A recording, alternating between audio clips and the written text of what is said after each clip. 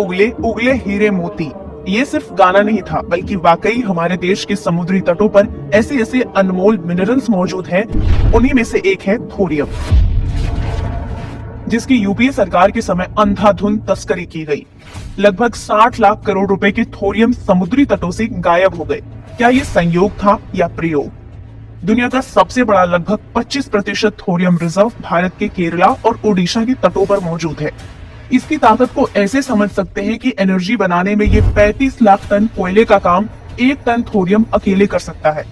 Thorium ही एक ऐसा बेशकीमती रत्न है जिसके कारण 6 दशक बाद भारत अपने न्यूक्लियर एनर्जी प्रोग्राम की स्टेज 2 तक पहुंच पाया है। लेकिन समुद्री इलाकों में इसकी चोरी क्यों हुई? किसके कारण न्यूक्लियर प्रोग्राम को स्टेज 2 तक पहुंचने के लिए दशकों लग गए? ये सब जानने के लिए पहले ये जान लीजिए कि आखिरकार ये थोरियम है क्या चीज। थोरियम एक रेडियो एक्टिव मेटल है, जिसका अगर सही इस्तेमाल कर लिया जाए तो वो कभी ना खत्म होने वाला फ्यूल बन जाता है और दशकों दशक तक इस्तेमाल हो सकता है। भारत अभी थोरियम बेस्ड न्यूक्लियर प्रोग्राम पर ही काम कर रहा है और इसका कॉन्सेप्ट नेहरू के कार्यकाल में भारत में न्यूक्लियर प्रोग्राम के जन्मदाता डॉक्टर होमी भाभा लेकर आए थे। आप सोचिए, ये प्रोग्राम 1950 में शुरू हुआ था और आज तक कंप्लीट नहीं हो पाया। क्यों? क्योंकि पिछली सरकारों और सबसे ज्यादा समय तक सत्ता में रहने वाली कांग्रेस सरकार ने इसे ठंडे बस्ते में डाल दिया था, जबकि इसका मुख्य उद्देश्य ही था भारत को थोरियम से एनर्जी बनाने में आत्मनिर्भर बनाना। और देखिए, आज 2024 में जाकर हम 3 स्टेज के न्यूक्लियर प्रोग्राम की दूसरी स्टेज पर पहुंच चुके हैं। जाति जाति चिल्लाने वाली कांग्रेस सरकार की इससे बड़ी नाकामयाबी और क्या होगी? भारत में यूरेनियम ना होने की वजह से डॉक्टर भाभा ने न्यूक्लियर प्रोग्राम के लिए थोरियम को एज अ फ्यूल चुना था, क्योंकि ये भारत में आसानी से समुद्री तटों पर मिल जाता है। लेकिन पिछली सरकारों से ये भी ना हो सका, जबकि मेन मिनरल्स थोरियम देश में ही मौजूद था। खैर, थोरियम से इलेक्ट्रिसिटी जनरेट करने का जो सपना डॉक्टर भाभा ने 1950 में देखा था, वो मोदी सरकार में मुमकिन होता दिख रहा है। अब आते हैं यूपीए सरकार में हुई थोरियम की तस्करी की कहानी पर। वैसे तो इस बारे में मीडिया चैनलों में सबसे कम चर्चा की गई है, लेकिन ये कांग्रेस और गांधी परिवार के सबसे बड़े काले कारनामों में से एक है।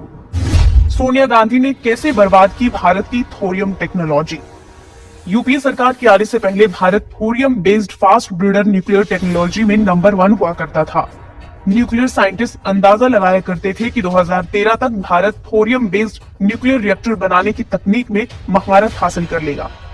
लेकिन 2004 में जैसे ही रिपोर्ट वाली सरकार बनी, भारत के न्यूक्लियर प्रोग्राम के बुरे दिन शुरू हो गए। पीएम मनमोहन सिंह ने थोरियम टेक्नोलॉजी प्रोग्राम को कम आंकने के लिए अनकही पॉलिसी लेकर आई, और जब सरकार ने इसे सीरियसली लिया नहीं, इसे संरक्षित करने की कोई पॉलिसी बनाई नहीं, जिसके बाद थोरियम से एनर्जी बनाने का प्रोग्राम ठप हो गया।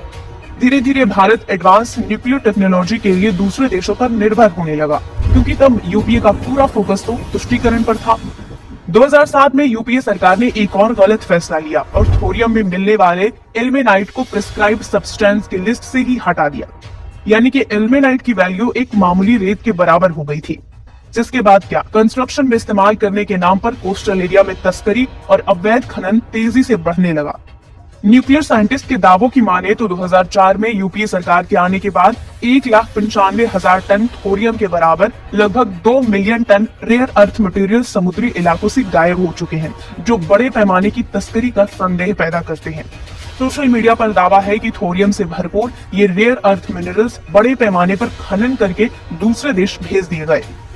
आरोप है कि सबसे ज्यादा थोरियम चीन भेजे गए, और अब खबर सुनने को मिलती है कि चीन world's first thorium molten salt nuclear power station बना रहा है, जबकि उसके देश में हमारे देश की तुलना में थोरियम काफी कम है। तो कहीं ये यूपीए सरकार में कांग्रेस और चीन के बीच गुप्त समझौते का परिणाम तो नहीं कि जिसके पास थोरियम का पावर हाउस है वो रेस में पीछे, और चीन के बारे में कहा जा रहा है कि चीन के पास अब इतना थोरियम है कि वो 20,000 साल तक एनर्जी बना सकता है। अब आप अंदाजा लगाइए थोरियम की पावर की और कांग्रेस की भारत के साथ धोखाधड़ी की। क्या कांग्रेस ने जानबूझकर भारत के न्यूक्लियर पावर फ्यूचर के साथ खिलवाड़ करने की कोशिश की? क्या राहुल गांधी में हिम्मत है कि वो अपनी माता के किए इन कारनामों को नकार दें?